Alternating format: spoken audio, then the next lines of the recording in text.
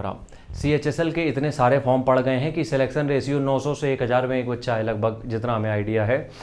तो तुम ये शख्स देख सकते हो, ये भीड़ इस लेवल की है कि इसको मतलब कट थ्रोट का कंपटीशन है, बिल्कुल बहुत नेक टू नेक कंपटीशन है कि तुम्हारा ना होने के चांसेस 90% है, होने के चांसेस 1% है। ठीक है, 35 से 40 लाख, अब मेरे पास एग्जैक्ट डेटा नहीं है, शायद इतने ही लोगों ने अप्लाई किया है, उसमें से मान लो 20 लाख भी पहुंच गए, 15 लाख भी पहुंच गए।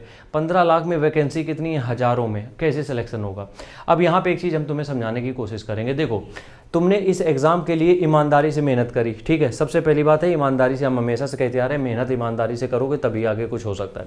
तुमने बहुत ऑनेस्टी से इस एग्ज़ाम के लिए मेहनत करी, तुमने सब कुछ किया, अपना 100% दिया, तुम दिन रात जगह सब कुछ किया, उसके बाद भी तुम देखोगे कि तुम्हारे अगर करके आए तो तुम्हें लगेगा कि यार मुश्किल है जो हो पाए मेरा। तुमने मेहनत तो भरपूर करी थी।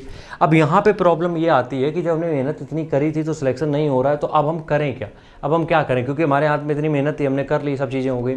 हम तुमसे एक चीज़ बोल रहे हैं बस, देखो CHSL हो, CGL हो, कोई भी एग्ज़ाम हो, जब भी तुम किसी एग्ज़ाम की तैयारी में उतरते हो तो अगर तुमने, देखो एज का होता है, किस एज से तुमने शुरू किया है। मान लो तुमने 18-19 साल की एज से तैयारी करना चालू किया, तो 25 साल तक की उम्र तक तुम जितने भी SSC के फॉर्म आते हैं सब भरो, जहाँ भी घुसने का मौका मिले एंट्री मार दो। ठीक है, तुमने 25-26 साल की उम्र में तैयारी करी, 30 तक कंटिन्यू करो, अगर 27-28 तक करी तो 32 तक कर सकते हो, मतलब कि अपनी एज से 4-5 साल तक तुम कर सकते हो। क्योंकि देखो, हम ये मानते हैं कि अगर तुम 27-28 में हो तो कुछ ना कुछ तो कमा रहे होगे, नहीं भी कमा रहे होगे तो 3-4 साल तो हैं भी तुम्हारे पास, है नहीं, ये निकालने पड़ेंगे, सॉरी हैं तो नहीं, खैर लेकिन निकालने पड़ेंगे, हो जाएगा।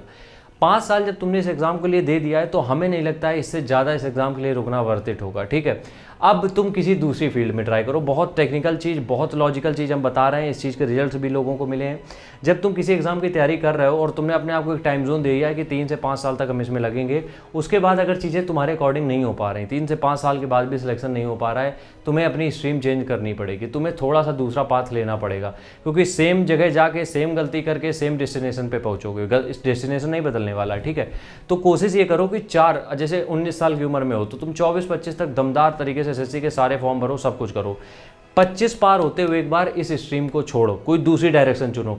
तुम यकीन मानो, हमने बहुत बार देखा है कि जैसे ही तुम्हारा यहाँ सिलेक्शन नहीं होता है, जहाँ नहीं हो रहा था, तुम दूसरी स्ट्रीम पकड़ते हो, तुम्हारा पहले अटेम्प्ट में हर जगह पे सिलेक्शन होता चला जाता है। और ये चीज़ वाकई में हमने देखी है। ठीक है, क्योंकि क्या होता है, तुम एक फिक्स पैटर्न के आदी हो चुके हो, अब वहाँ से तुम ग्रो नहीं कर पा रहे हो, जिसकी वजह से तुम्हारा एग्जाम नहीं निकल रहा है। तो हम ये चाह रहे हैं 5 साल अपने आप को भरपूर दो, अगर नहीं होता है जो भी तुम्हारा डेडिकेटेड सेक्शन है, दूसरी जगह अप्लाई जरूर करना, थक के बैठ मत जाना कि चलो कोई भी जॉब कर लेते हैं। ठीक है, राम राम।